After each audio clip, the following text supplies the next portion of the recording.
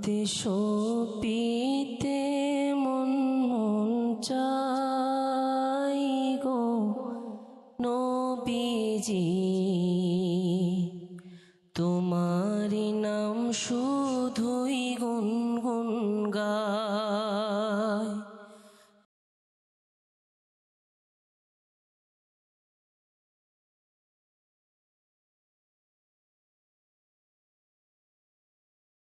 আসসালামু আলাইকুম রহমতুল্লাহ।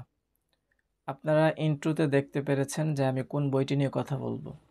বইটি উপমহাদেশ সহ আরব বিশ্বে সবচাইতে আলোচিত একজন ব্যক্তির জীবন, তার মতাদর্শ, তার বিশ্বাস নিয়ে লেখা।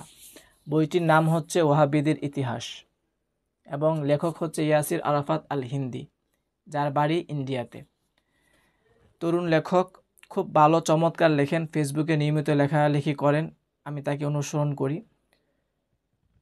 আমি আপনাদেরকে বলবো, আপনারা যারা নিরপেক্ষভাবে কাউকে যাচাই করতে চান, কারো আদর্শ সম্পর্কে জানতে চান, এক পেশে আলোচনা না করে নিজে থেকে কোনো আদর্শ যদি আপনি লালন করেন, আল্লাহ তাআলা কুরআনের মধ্যে বলেন, কুল্লু হিজবিম বিমা লাদাইহিম ফারিহুন, প্রত্যেক দল তার নিজস্ব মতাদর্শ, তার নিজস্ব চিন্তা ভাবনা নিয়ে খুশি থাকে।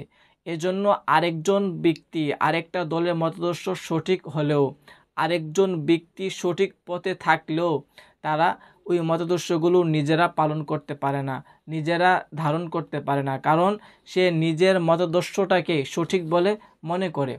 আপনি যদি নিরপেক্ষ দৃষ্টিতে ইবনে আব্দুল ওয়াহাব নজদীকে জানতে চান, এখন আপনি যদি তার আকীদা সম্পর্কে জানতে চান, তার জীবনী সম্পর্কে জানতে চান, তার কর্মপন্থা কর্মপদ্ধতি, তিনি সৌদি আরব প্রতিষ্ঠা করার পরে তার শাসন আমলে যখন তার কর্তৃত্ব ছিল সৌদি আরবের মুসলমানদের উপরে, আরব বিশ্বের উপরে, তখন উনি মুসলমানদের উপর তাকফির করে মুসলমানদেরকে শিরিক বিদআতের ট্যাগ লাগিয়ে কি নির্মম অত্যাচার করেছেন, সেই সম্পর্কে যদি বিস্তারিত জানতে চান, আমি আপনাদেরকে বলবো আপনারা এই বইটা পড়েন।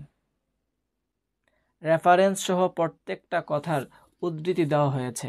আপনি যদি দ্বিমত করতে পারেন, সেটা আপনার মর্জি, কিন্তু আপনার দ্বিমতটা ভ্যালিড হতে হবে, আপনার দ্বিমতটা শক্তিশালী হতে হবে। ওনার নিজের আপন ভাই, ওনার সমসাময়িক আলেমগণ, এবং উনি যে মাযহাবকে সবচাইতে বেশি প্রাধান্য দিতেন, হাম্বলি মাযহাব, ওই মাযহাবের ইমামগণ তৎকালীন সময়ের এবং পরবর্তী সময়ে উপমহাদেশের জগদ্বিখ্যাত আলেমগণ ওনার যে সমালোচনা করেছেন, প্রত্যেকটা সমালোচনা আপনি যদি ভালোভাবে অনুসরণ করেন, ভালোভাবে খেয়াল করেন, তাহলে দেখতে পারবেন ইবনে আব্দুল ওয়াহাব নজদীর এই ওয়াহাবী মতবাদ কতটা ভয়ঙ্কর প্রভাব ফেলেছে মুসলমানদের উপরে।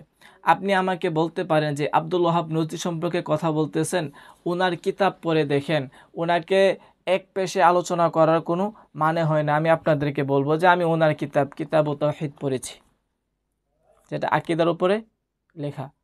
ওনার এই কিতাবে তাওহীদ পড়েই আমি আপনাদেরকে বলতেছি যে আপনাদেরকে যদি সঠিকভাবে ওয়াহাবিবাদ সম্পর্কে জানানো যায়, আপনারা যদি সঠিকভাবে আব্দুল ওয়াহাব নজদী সম্পর্কে আপনারা জানতে পারেন, তাহলে বর্তমান সময়ের যে ফিতনা, যারা আব্দুল ওয়াহাব নজদীকে ধর্মীয় সংস্কারক, মুজাদ্দিদ মনে করে, যারা মনে করে মুসলমান মানুষ আমল না করলে কাফের হয়ে যাবে, কাউকে তাকফিরের ট্যাগ লাগিয়ে তার রক্তকে হালাল করে দেয়, ওই সমস্ত উগ্র মনোভাব সম্পন্ন মানুষদের সম্পর্কে আপনারা সতর্ক থাকতে পারবেন।